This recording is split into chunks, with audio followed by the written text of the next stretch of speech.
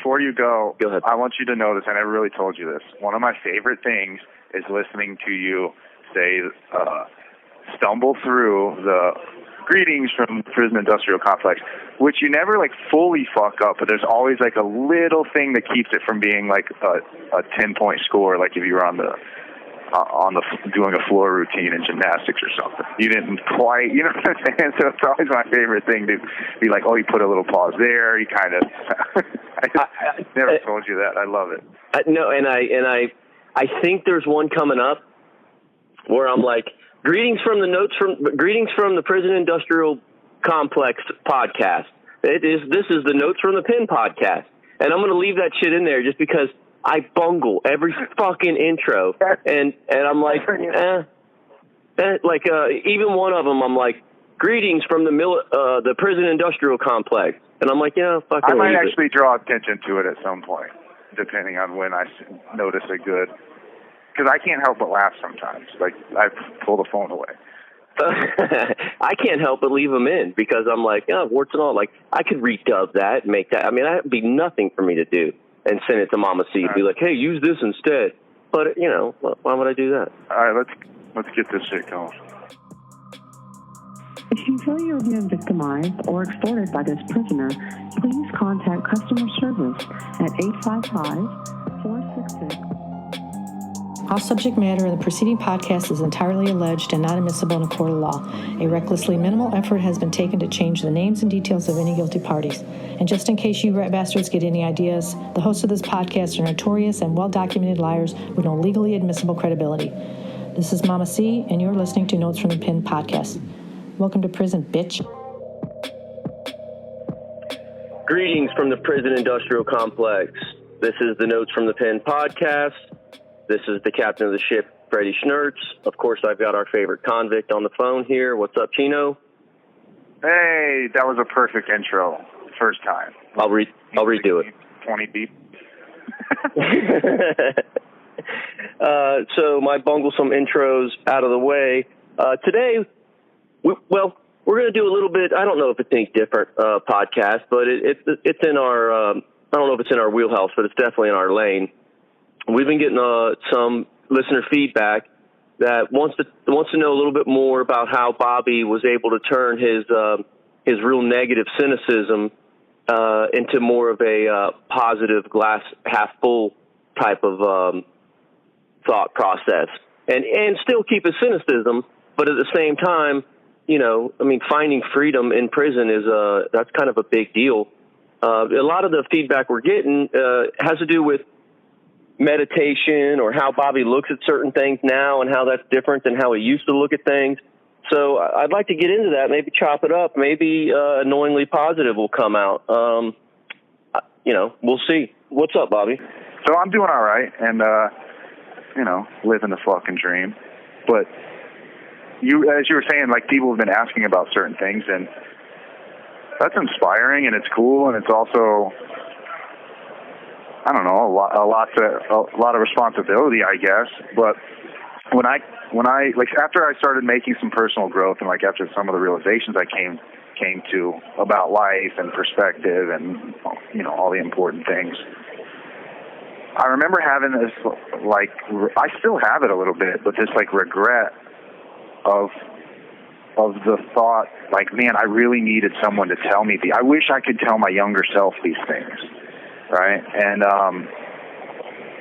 there's a part of me that's the driving factor for me wanting to share all these things with people. And I've been doing it through the prison system for the last couple of years, but I think it's out of like this like compensation for the fact that I didn't have anyone telling me these things about the ego or the personality or time or your outlook on life and motivation, discipline, all these things. I didn't have really people that there's people out there talking this shit, right? There's motivational speakers and stuff, but no one I would have listened to, you know, no one that had been through some shit and was really fucked up and dark and wasn't all hippy dippy and new age and was cynical and all that stuff. And so like that's been a real motivating factor for me is like, man, I wish someone would have told me because I wouldn't be in prison. I wouldn't have wasted so much on happiness in a fucking prescription pill or whatever, alcohol, all that shit. And so that's like a big motivating factor. So the fact that people are reaching out and like kind of thirsty for this stuff is cool to me. I like it, and I figured we might acquiesce to some of the requests about some of this stuff. And the main thing when me and you started to reconnect was, especially on my part, I don't know if you remember, one of the first things I wrote you was like, where are you in life right now? Let's trade notes. I want to know what you've discovered over these years. Because I've discovered a lot, and let's talk about it. Because for a while, you hear that shit? Oh yeah. For a while, you were like, those were the conversations me and you had, and it had been so long since we had them that, I was interested in trading that. So as well as addressing the questions or some of the topics that the viewers would like to listen to, I figured it's also something that me and you need to talk about, have talked about. It's subject matter that we're used to, so, yeah. Yeah, and shit that we talk about when we're not recording. Stuff we talk about almost every phone call. If we're not talking shop, then usually we're talking that type of stuff. I mean, I think I told you yesterday, I woke up, sat down, meditated, went and started coffee after meditation, and got right on my face and started doing push-ups. I feel like there's definitely something to getting a workout in, getting meditation in. It certainly makes you feel better. I'm not saying it's curing, all my ailments or, by any stretch making, I'm still a bit of a degenerate, but I can see where these tools are starting to, and let's face it, I just started, so I'm probably not good at it. I'm sure I suck at it. Do you want to help me meditate better? Like, what do you, when you're spinning, when you're walking laps and one of the other convicts comes up to you and is like, hey, I heard you know about meditation. Why don't you tell me about it? You got like a prepared speech. You already know what you tell them. Why don't you tell the rest of us what you tell them? You're all right, bro. It's yeah, it's kind of long and in depth, but I could give, I guess maybe I could give the condensed version of it. First of all, the technique. Before I tell them anything, I gave them the basics, which you guys could look up. You have 1 minute remaining. Which you guys could look up on the internet about the sitting posture, how you hold your hands, tilt your chin down straight, aligned spine, the breathing technique, and all that stuff. You guys can look that up. So we'll skip over that. But first, I have to go into a kind of like a breakdown about why you would meditate and all that stuff. I think we should probably cut this, and I can call you, right back immediately. So. All right, call me back. Yeah. Yeah, Bobby, we're back. All right, so, usually, especially if someone, we'll just assume we're dealing with, which is usually the case in here, someone who's never meditated before. So, basically, without spending hours on it with them, which usually I'll spend a couple yards with them, so we'll take like an hour. But basically I tell them, I say, listen, our normal operating system of our mind is untrained, undisciplined thought, right? And by that I mean, even if you're a disciplined person, usually you're not controlling the filter of the thoughts coming through your mind. They're just going crazy. And so I tell them it's like the monkey mind, right? We're usually operating from that level. And what happens in meditation is the point is, the idea is you quiet your mind down enough to where you can first analyze your thoughts, right? And figure out like your impulsive monkey mind thoughts, where they go, what distractions are there, what prevents you from true focus on things, and that's the initial thing. And secondarily, what happens to me, and I believe happens to a lot of people when you get good at meditating, when you quiet the mind enough from the static noise, you start realizing some of the deeper, more profound things about life, right? And I don't know where that comes from. I don't know if you want to call that the true self or whatever. And there's a lot of problems you run into when you're talking about these ethereal things like mental perspectives or or platforms or starting points or whatever you want to call it. You know, when I get to talking about the ego, it almost sounds like a split personality thing, but I guess the best way to think about it would be maybe like a lower, more primal operating system, and then a higher operating system in a computer that you could, you know, activate one or the other. And we're always in our natural setting, our default mode is the primal one, the one that got us through evolution and has a super selfish, which understandably for survival of the fittest type evolution, we have selfish, greedy, anger, lustful, hate, you know, all those feelings. And then there's some of the higher things that I think have to be, first you have to quiet down the volume on that lower operating system to switch over to the other one. And that's what meditation's about, right? Quieting the monkey mind enough to where you're in control of your thoughts to an extent. And you understand them, where they're coming from, where they're going, what they're leading to. And so that's where meditation comes in. And the way to do it is, one of the tricks that I think everyone starts with is, you know, focusing on the breath. And I realized that the breath, there's not really too much secret in the breath itself. I mean, there's things that, you know, breathing can help, like regulate your heart rate and calm you down and stuff like that. But I think the real root reason for people focusing on the breath is that we spend so much of our time, our monkey mind, in the future or the past, that we're very rarely in the moment, present in the actual moment. And the breath is something that only happens in the moment. So to me, it serves as an anchor point to the moment, right? So you can't run. If you're thinking about the breath, you're not running into the future and you're not fleeing into the past. You're just sitting there in the moment with your breath. So to me, it's like a reference point.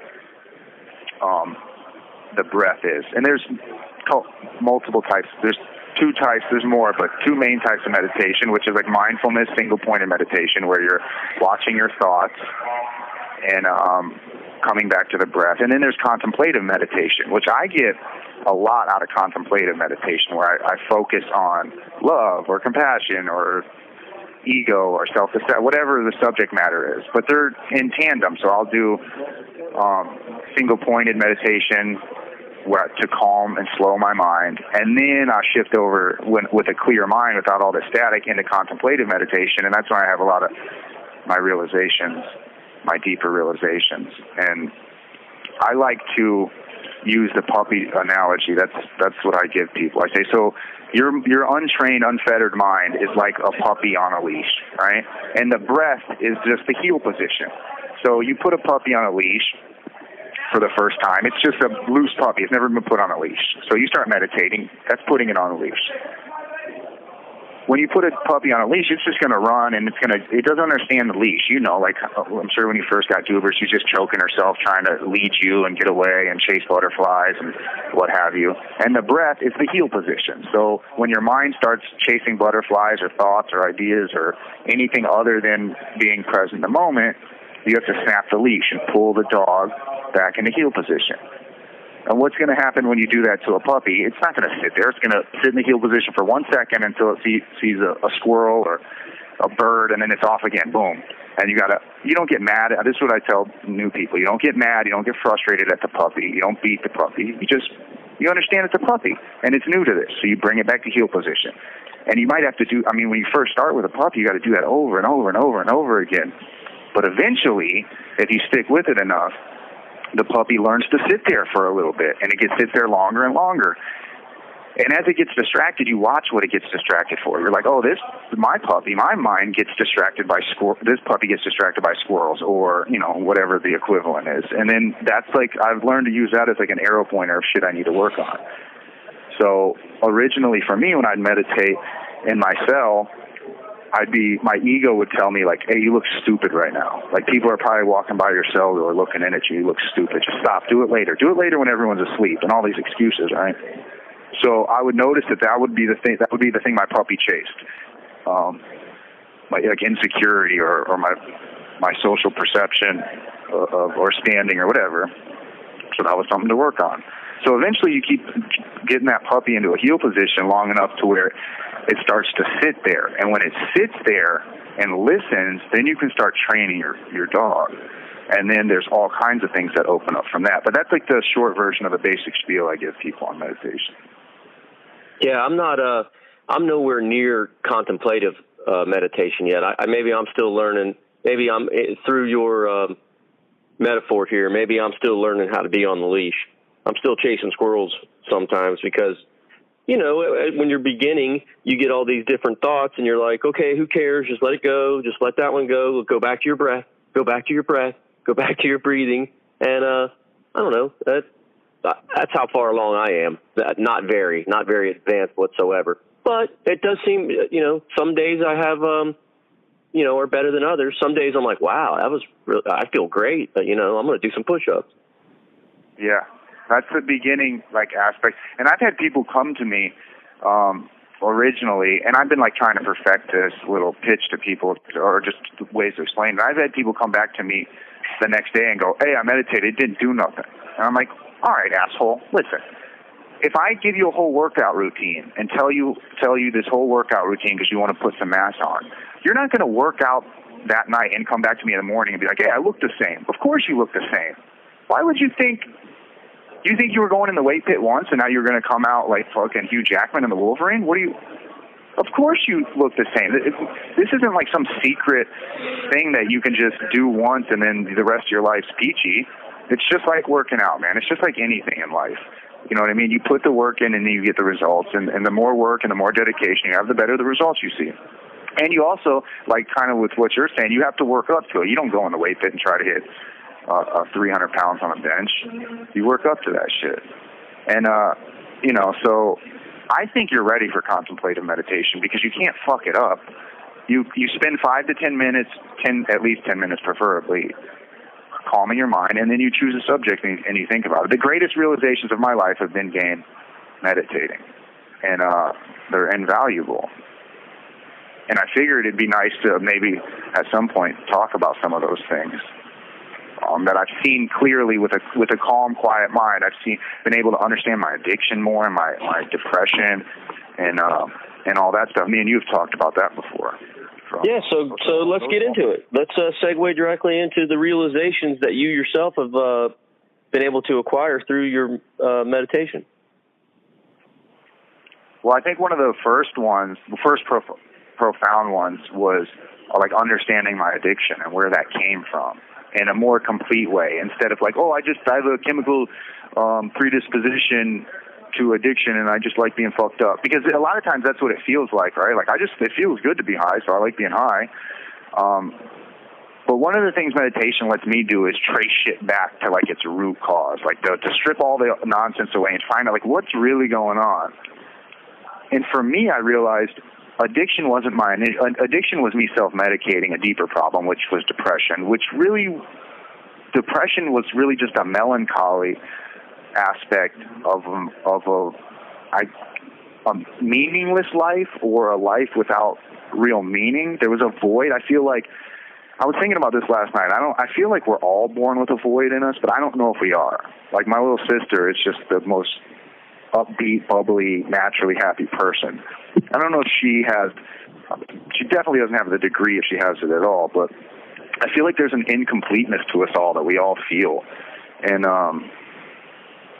most of us try to fill that shit externally, right? And, I wrote that piece, me and you talked about addiction and my depression and all that stuff, and I was able to see that, people try to fill that shit in 3 different ways. Through experience, which is drugs, skydiving, fighting, sex, whatever.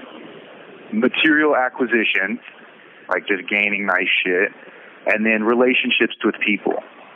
And there's degrees to damage you can do. Obviously, if you're a sex or drug addict, those things are going to be more detrimental initially. But once I realized those things that I was trying to fill that fucking void with, those things don't stick to the sides of that void and fill it up. They just go in. It's never enough, always temporary, because they're all external things. And then I realized I have to start doing internal shit. God, this sounds so fucking hippie-ish. I had to start doing like internal shit. Annoyingly. Find some sort. Yeah, it's so, what a painful existence to be a cynical asshole who's also realized these like beautiful truths. You know what I mean? Like, I'm just like torn between like, shut the fuck up, you goddamn hippie, you new age fuck. But there's also the part of me that's a realist and like, no, I'm not afraid of anyone. If these are truths and I've discovered them, I'm gonna have to just grit my teeth and spit them through fucking grit, clenched jaw. That I had to like, I found stuff that abided, right? That was internal, that wasn't perishable externally and reliant on, you know, people can walk out of your life, you can lose things, and drugs and alcohol and experience are never enough. And one of the main things I found, and this is so 12-steppy, and no offense to anyone who if that helps you, I'm just an iconoclast. I don't like, whatever. So I found like helping people and giving shit to people and being there for people, that shit really, I'm almost choking on my fucking words. Those things actually started to fill that thing where I didn't have that aching emptiness in my heart.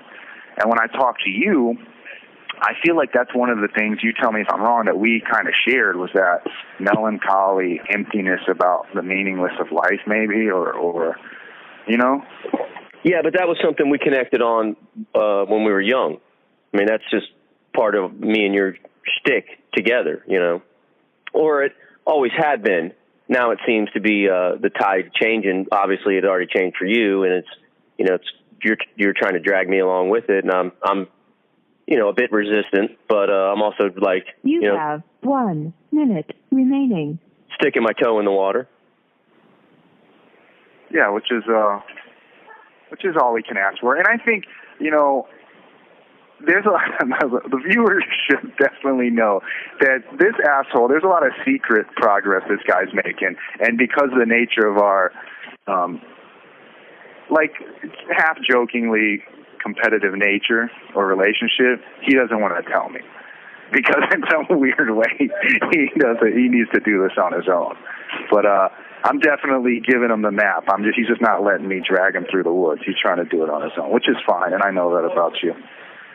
And well, it's a brotherly type thing.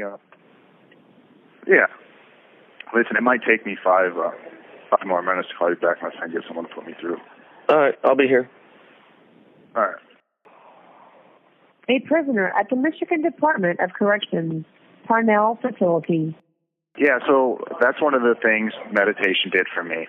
Like, one of my dawning, like, fucking a light going on above me was like, oh, shit, like, yeah, you know, the sleepwalking through life thing and how wrong I was about so many things. And things I didn't even really think about, right? Like, I had we want to start with the free will thing.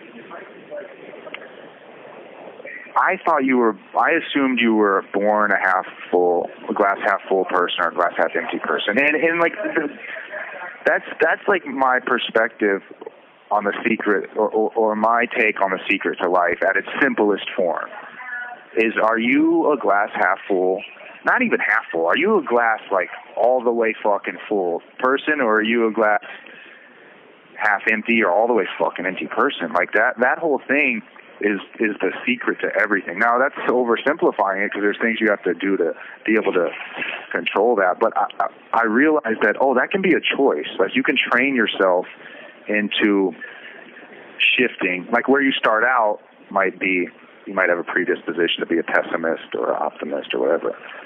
But you can control that, and you can control it to like an amazing degree. And you know, from studying like philosophy and the arguments about free will versus determinism, and if you don't know, basically free will means that we're free actors and that the decisions we make are ours to make and nothing's set in stone. And then determinism is based on materialism, on the physical.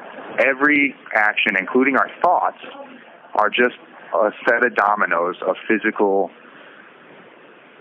forces that obey the laws of nature playing out, right? So things that we think are free will, like what you're going to have for lunch today, really aren't free will. You just think they're free will, and that you are always going to have pizza over a hamburger today if that's what you choose.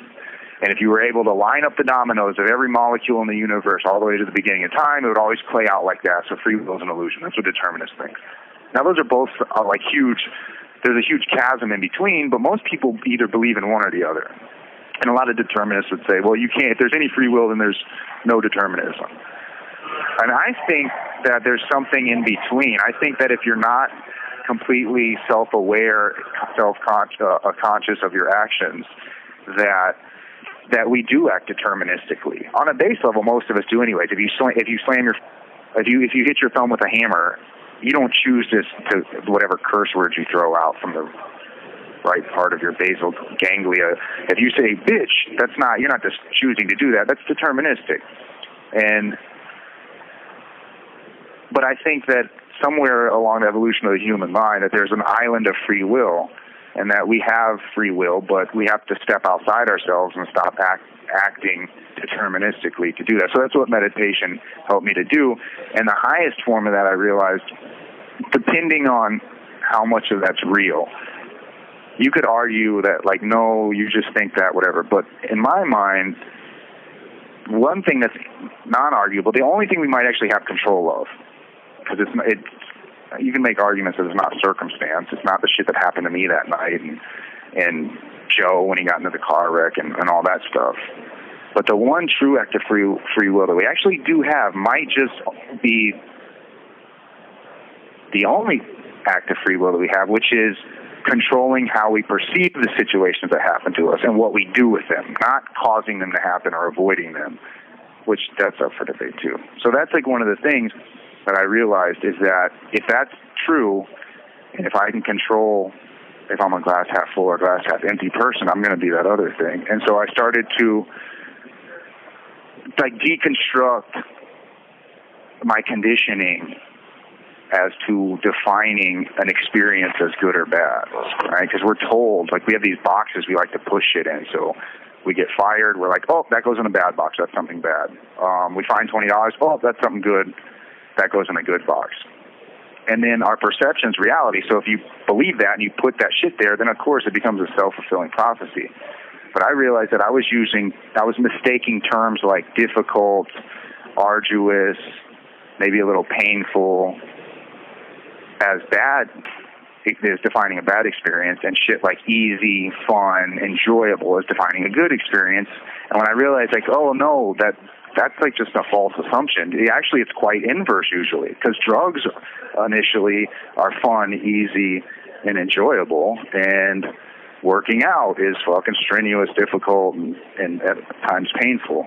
And so that's one of the main, I flipped all that around and started to say, well, I think that each experience is neutral in nature. It doesn't really have a good or bad until we define it and act upon that thing. So we're kind of the masters, if of anything, of that, of how we choose to interpret our what happens to us and what we do with that shit. You know what I mean?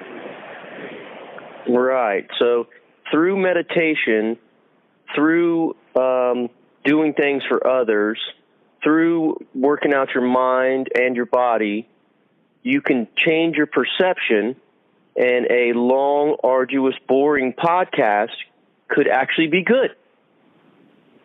Yeah, I don't know. Maybe not. Maybe I'm wrong about all that shit.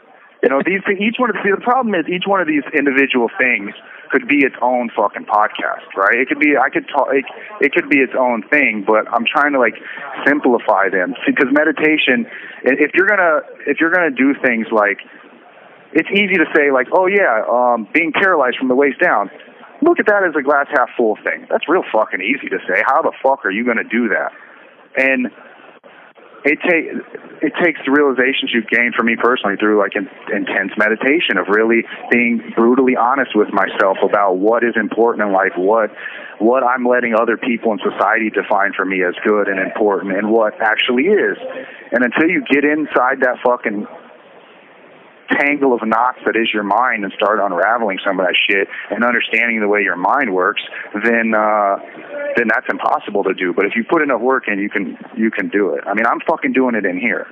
You know what I mean? And if that's fucking a mundane subject matter, then it just is what it is, and you assholes should stop asking for it out there. Well, I think probably our listeners enjoy it more than sometimes I do, or just maybe the brotherly cynicism that you and I have always had. It's something that I would have, before, 10 years ago, I would have, mocked you or, clowned. But now I'm really getting into it. So now, by clowning you, I'm just kind of really clowning myself as well. Yeah, and I mean, it's obviously painful for me to admit all these positive fucking things that, it's like I'm dedicated to truth, but I keep flipping up rocks and finding truths that make me uncomfortable. You know what I mean? I'm like, God damn it. Seriously? All right. Well, yeah, but I feel like it's a powerful message that of the things we can control, our perception is a huge one. If you go around thinking everything sucks, well, I imagine everything's going to suck. Absolutely. And I get lost real quick. I get lost sometimes in the philosophy of it, right? So, I'm caught up trying to explain, and that's where I need you to reel me in. Hold on, we don't need to know the whole. You know what I mean? It's a real complex shit if the way Bobby C has analyzed it all. But this, there's a odd. I'm trying to find a nice medium, which I clearly was just fucking tripping over, between the in-depth explanation of the stuff. Because some people are going to listen to it and go, well, that doesn't make sense, so it makes me want to elaborate more. And then some people are going to go, okay, I got lost in Descartes, or whatever, Yeah. What's this determinism bullshit? But really, what you're trying to hammer home is, if through meditation you can get past your monkey brain, past your ego self, and you can start working on your inner self. And through working on your inner self, you can change your perceptions. Even if you're already a half full person, you could be a better half full person. You could, that's where you're going with this, right? Yeah, you can. It's to me when I hear stories about alchemy, especially in some of the ties that it had with people who are involved with philosophy and shit, it makes me think oh no, our stupid monkey mind took alchemy in the complete wrong way and missed the real gold. They think it's about making actual real gold, which, just think about that for a second. If you could just easily convert other elements into gold would be rendered useless. It would lose all its fucking value, right? To me, true alchemy is being able to turn not any element into gold, but any situation into something beneficial and positive. And I spent so much of my time running from struggle, right, under my delusion that struggle was to be avoided at all costs, and ease and simplicity, or ease and comfort, was to be gained at all costs. And I just realized, oh shit, I was doing it completely wrong. Usually ease and comfort should be avoided, and not running to struggle, because you don't have to. Struggles can find you. But when it does hit you, embracing that shit and loving it, and okay, this is going to be tough, but I'm up for it, and I can't wait to see the results I get from jumping this hurdle or pumping this weight, or whatever the metaphor you want to use for struggle. But I was looking at it all wrong. And when I flipped that on its head, now it's this prison sentence is oh shit, wait how strong I get when wait till you see the results of me dealing with this struggle. Oh, what, I lost everything? All right, watch me bounce back. I lost the person I love the most in my life. I don't talk, you know what I mean? I can't see my kid when I want to. Okay, yep. All right, watch how fucking powerful I get after this shit. So I'm if someone could have just told me that earlier, that life isn't about chasing ease and comfort and running from struggle. It's about being grateful when the struggle hits you, because the shit you can become from it. And ease and comfort is for pussies. So don't be a pussy. And I don't want to tell me that shit. You know what I mean? I like how you go through 40 minutes of some deep, annoyingly positive Bobby C talk to comfort is for pussies. Okay, Sergeant. I mean, yes, sir. I mean that shit though. It was all me just not understanding, and no, I didn't have anyone to kick me in the ass and like to kind of explain that shit to me. At least no one I would listen to. You know what I mean? I do know what you mean. Now it's like, it's. You have 1 minute remaining. And I wasted a bunch of time, and I can't help but think if only I would have realized that sooner. But like you can't look at shit like that. I realize it now, so that's good enough. What's next? Type shit. You know what I mean? Goggins. Yeah, sounds like some Goggins. You going to call me back and maybe we'll do listener questions? Yeah, unless you want me to ramble on for another fucking 50 minutes about really deep, nonsensical shit that'll only mean anything to 1% of our listeners. We could do that too. Yeah, I think we'll do questions from the viewers. Have it your way. This is a prepaid call from Bobby. So, with that out of the way, let's get to, we got listener questions. This dude, Talker Dempsey. And I'm going to say Talker, it's got 2 Ks. So I think it'd be Toker if it has 1 K. I'm not helping you. All right, well, help me with this. How does the weather, like snow, affect going out to yard? When you're up over the bridge and it snows a ton and there's low visibility, they'll close the yard down because they can't see you with the cameras. And if it's super hot, which they tend to do here a lot, which for our listeners down south would be the level that they close the yard down for heat advisory, which they don't fully close it down. You just can't work out, play basketball, do anything physical. You guys would laugh at the temperatures that they decide to. But it's also a crutch. A lot of the COs have to do a lot less, so they just throw the heat advisory thing on. So it's not too bad. If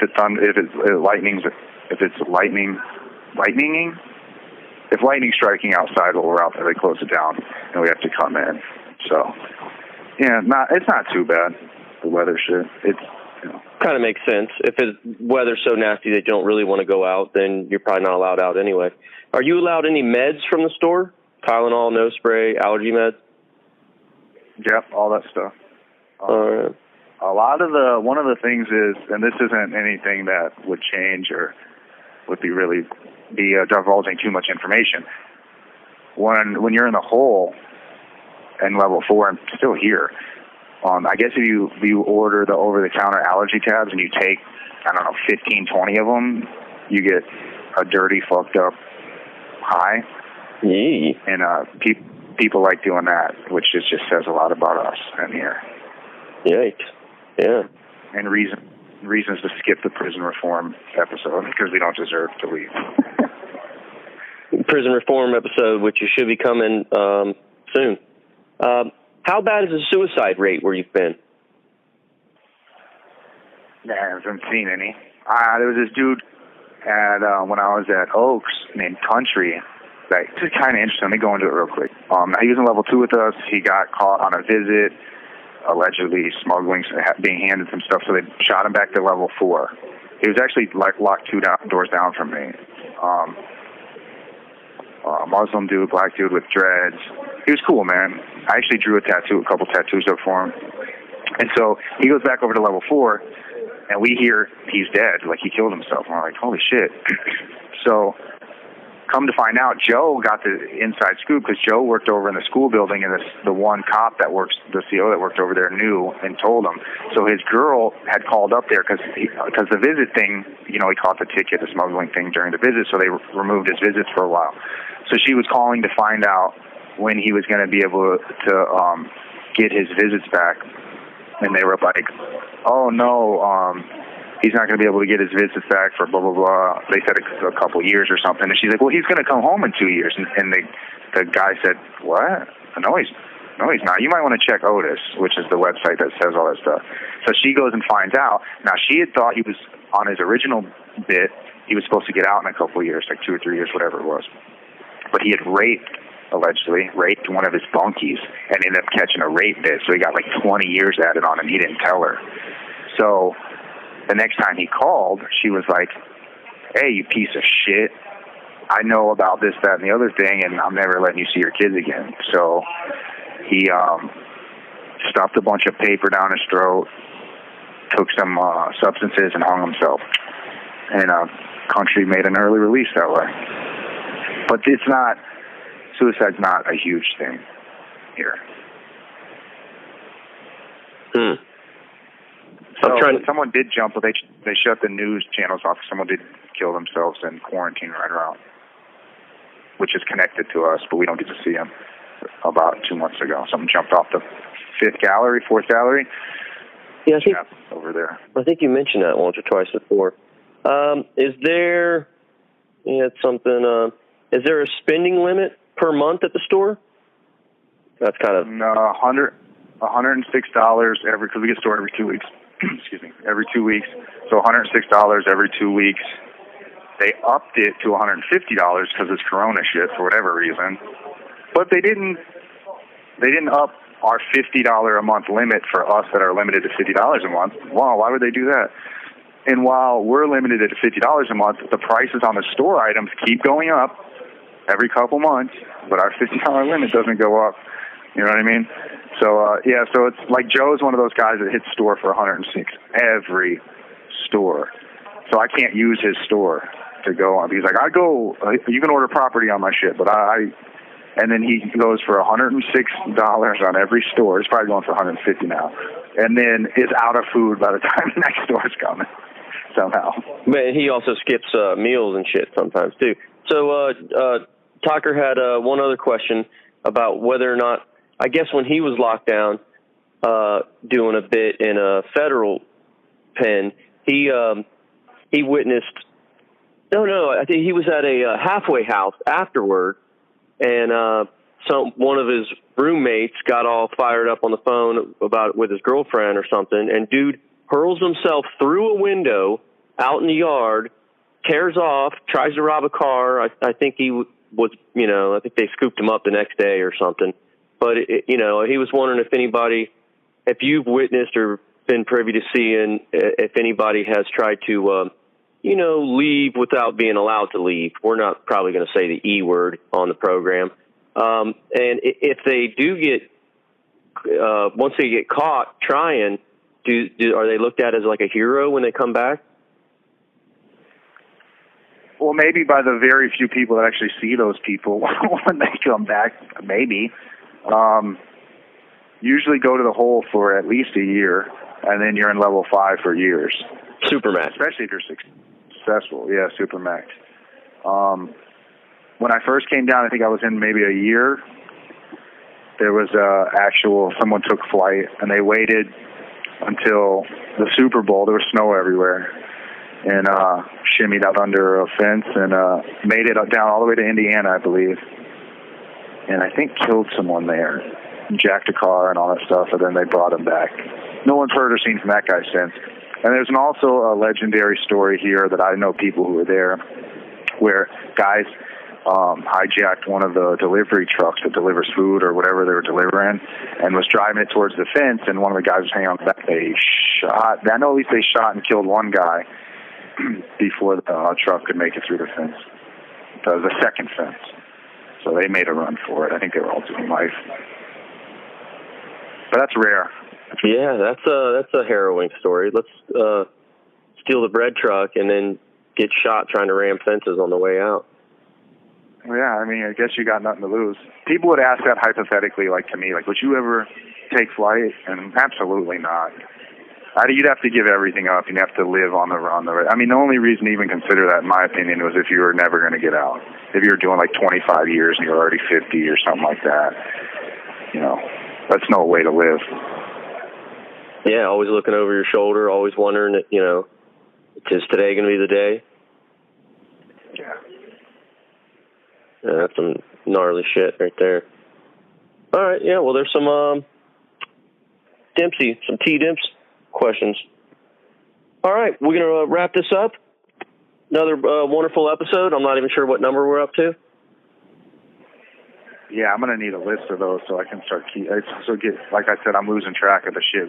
You guys might, real soon, you might hear old Bobby C repeating himself, and then it's time to just hang it up. Then I will contemplate suicide, and then we can give him a real real answer to that, a real personal answer to that question. Yeah, you can be like the day after drunken Jeremy tells you a story, and then sober Jeremy tells you the exact same story, and you're like, yeah, man, you told me last night. Yes. Well, speaking of which, I think that there's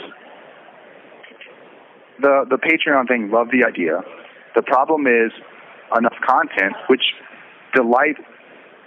will delight me to no end, that will probably inevitably lead to thick-tongued Jeremy making some Patreon appearances where Bobby C gets a little bit of get back at all the shit talking he gives me on these episodes, where I get to point and laugh at my brother's tragic downfall. I don't know. But if you think I'm going light on you, or ever go light on you when I got you at that disadvantage, you haven't been paying attention. You know what I mean? I wouldn't expect you to. I'd be disappointed if you did. Right.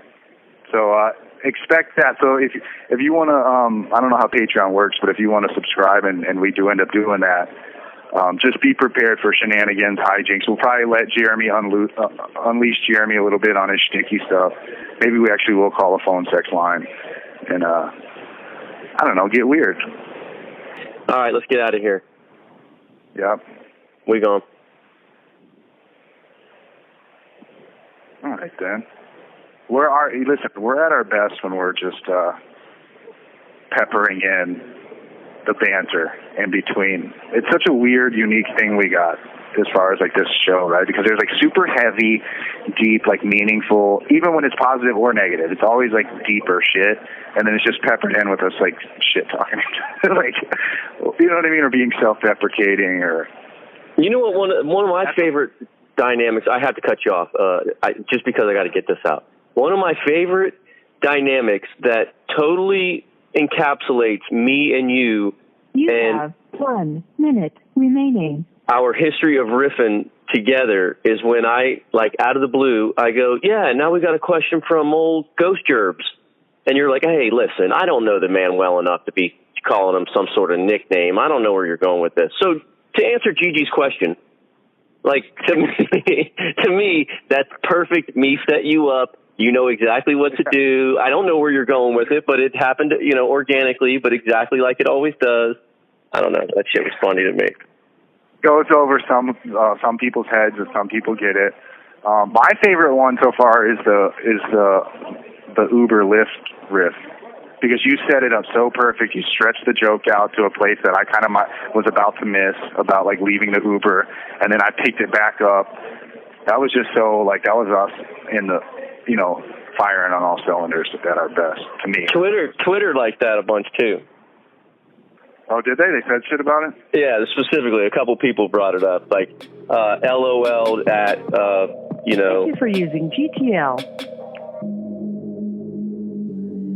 To learn more about Bobby and prison reform, go to notesfromthepen.com. This has been another Notes from the Pen production.